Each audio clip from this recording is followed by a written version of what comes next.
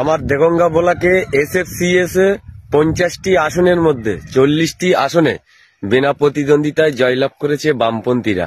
সুতরাং ওখানে তৃণমূল বিজেপিরা কোনো প্রার্থী দিতে পারেনি। তাই যারা বামপন্থী অর্থাৎ CPIMদের শূন্য বলে দাবি করে আসছে তাদেরকে স্মরণ করে দিতে চাই যে বামপন্থীরা বেশি দিন শূন্য থাকতে পারবে না।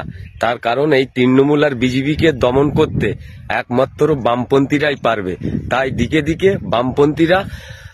বামপন্থীদের মানুষ আবার ফিরিয়ে আনছে। আশা করব সকলে ভালো আছেন। আপনারা দেখছেন আজকের রাজনীতি। আপনাদের কাছে একটাই অনুরোধ থাকবে, চ্যানেলটি সাবস্ক্রাইব করবেন, আমাদের পাশে থাকবেন এবং লাইক অবশ্যই করবেন। যারা বামপন্থী রয়েছেন তাদের জন্য আবার সুখবর, বামেরা আবার জয়লাভ করলো। কিছুদিন আগে আপনারা জানেন সুজন চক্রবর্তী দক্ষিণ 24 পরগনা থেকে হুঙ্কার দিয়েছিল।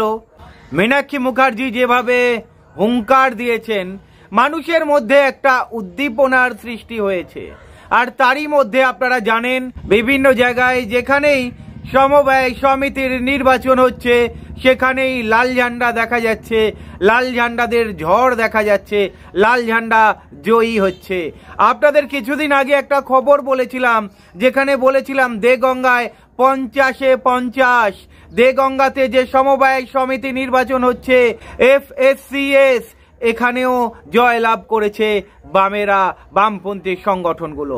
দেখুন, আপনাদেরকে বলেছিলাম 50-এ 50 একটা আসনেও প্রার্থী দিতে পারেনি তৃণমূল।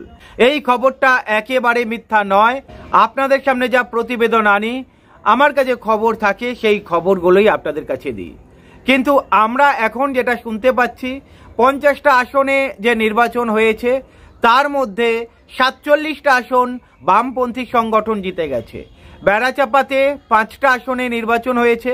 এই নির্বাচন হয়েছে বলা যায় না, এখানেও নির্বাচন হয়নি। যারা উদ্যোক্তা ছিলেন, মানে নির্বাচন কমিটি ছিলেন, তারা সমঝোতা করিয়ে দিয়েছে। সেখানে বামেদের 2টো আসন দিয়েছে এবং তৃণমূলের 3টে আসন গেছে।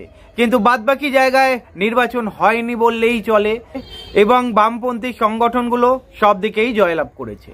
ওভারঅল যদি দেখেন, 50টা আসনের মধ্যে 47টা আসনে বামপন্থী সংগঠন পেয়েছে।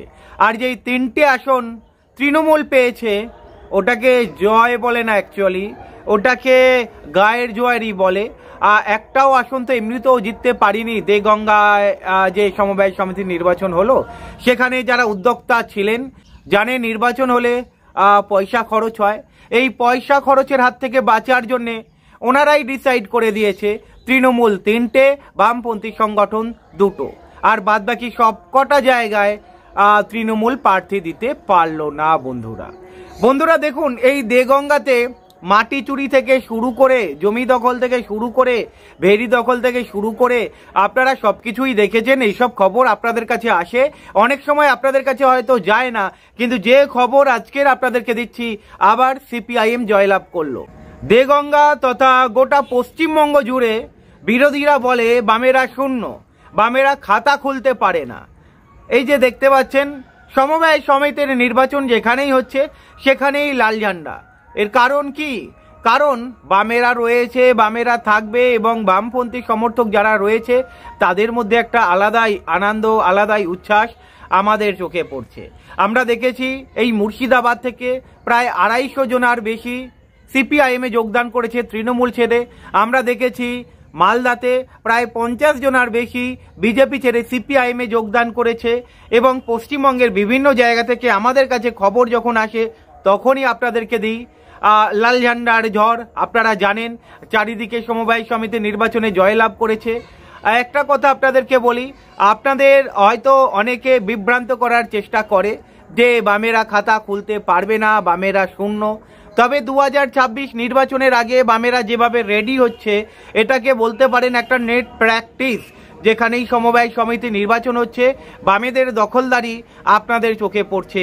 আর এখানে বামপন্থীদের মধ্যে একটা বিশ্বাস বাড়ছে, একটা আলাদা আত্মবিশ্বাস জেগে উঠছে, না বামেরা ঘুরে দাঁড়াতে পারে। কেন বামেরা ঘুরে দাঁড়াতে পারবে না? যেই বামেদের কাছে, যেই CPIM-এর কাছে তরুণ প্রজন্মের নেতা রয়েছে, সেই সিপিআইএম শূন্য যেতে পারে না, এটা বামপন্থীদের বিশ্বাস। এবং বামেরা বারবার বলে এসেছে যদি সুষ্ঠুভাবে ভোট হয় তাহলে লাল ঝান্ডা চারিদিকেই উড়বে। এবং মীনাক্ষী মুখার্জির হুঙ্কার আপনারা শুনেছেন দক্ষিণ 24 পরগনায়, আপনারা দেখেছেন সুজন চক্রবর্তীর হুঙ্কার, এবং আপনারা জানেন বামপন্থীরা যেভাবে এখন টকবক করে ফুটছে চারিদিকে, একটা আলাদা বাতাবরণের সৃষ্টি হয়েছে। সামনেই নির্বাচন, 2026-এ বিধানসভা নির্বাচন রয়েছে। এই বারাসাত লোকসভা কেন্দ্র, বসিরহাট লোকসভা কেন্দ্রে মোস্ট প্রবাবলি যতটা বোঝা যাচ্ছে আইএসএফ এর সঙ্গে সমঝোতা করে একটা দারুণ লড়াই লড়তে চলেছে এই বাম দলগুলো। এমনিতেও জানেন সিপিআইএম লিবারেশন অ্যাড হয়েছে, এবারে শক্তি আরও বাড়বে। যেভাবে প্রচার চলছে, যতটা শোনা যাচ্ছে নির্বাচনের অনেক আগেই প্রার্থী ঘোষণা হয়ে যাবে, নির্বাচনের অনেক আগেই বাম দলগুলো কোথায় কোথায় প্রার্থী দেবে সেটা ডিসাইড হয়ে যাবে। দেখা যাক, এখনো পর্যন্ত দেরি রয়েছে, 1 বছর 1.5 বছর দেরি রয়েছে। তার মধ্যে কতটা সুতো গোটাতে পারে বামপন্থীরা, কতটা নিজেদের সংগঠন শক্তিশালী করতে পারে। তবে মানুষ বুঝে গেছে পশ্চিমবঙ্গে বামপন্থী ছাড়া গতি নাই, যার ফলেই তো সমবায় সমিতি নির্বাচনগুলোতে বামপন্থীরা জয়লাভ করছে। একটা কথা আপনাদেরকেও জিজ্ঞাসা করছি, একবার ভাবুন তো, যেখানে তৃণমূলের রাজত্ব চলছে, যেখানে বিজেপি সেকেন্ড পজিশনে রয়েছে, সেখানে বামেরা 5% ভোট, যেখানেই সমবায় সমিতির নির্বাচন সেখানেই বামপন্থী দলগুলো জিতছে। কেন জিতছে বামপন্থী দলগুলো, কি কারণে জিতছে?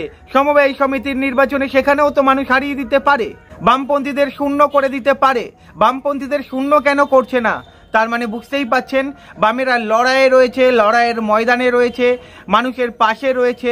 আপনারা যদি দেখেন আবাস যোজনা থেকে শুরু করে স্মার্ট মিটার থেকে শুরু করে কৃষকদের দাবি দাবা নিয়ে ন্যায্য ফসলের মূল্য দিতে হবে, আপনারা জানেন 100 দিনের কাজকে 200 দিন করতে হবে, বিভিন্ন দাবি দাবা নিয়ে বামপন্থীরা মাঠে রয়েছে। আর অন্যদিকে তৃণমূলের গোষ্ঠীদ্বন্দ্ব এবং তৃণমূলের কিছু নেতারা আপনারা জানেন মাটি কেটে বিক্রি করে দিচ্ছে, বিভিন্ন রকমের দুর্নীতি আপনাদের চোখে পড়ছে। সুতরাং মানুষ হয়তো বুঝতে পেরেছে, যার ফলেই হয়তো সমবায় সমিতির নির্বাচনগুলোতে বামপন্থীদের জয়লাভ হচ্ছে। আবার যে গঙ্গাতে যে বামপন্থীদের জয়লাভ হলো, এটা কিন্তু আবার তাৎপর্যপূর্ণ, আবার কিন্তু খবরের পাতায় প্রথম পাতায় উঠে আসবে বামপন্থীদের জয়। এই জয়টাও কিন্তু একটা বিশাল জয়, 50টা আসনের মধ্যে 50টাতেই জয়ী হতে পারত। তবে যারা আহ্বায়ক ছিল, যারা ওই নির্বাচন করান, তারা নিজেরাই ঠিক করে নিয়েছে তৃণমূলকে 3টে দিতে হবে, তৃণমূল 3টে পেয়ে গেছে, না হলে 50-এ 50ই সিপিআইএম সংগঠনগুলো জিতে যেত। ভালো থাকবেন।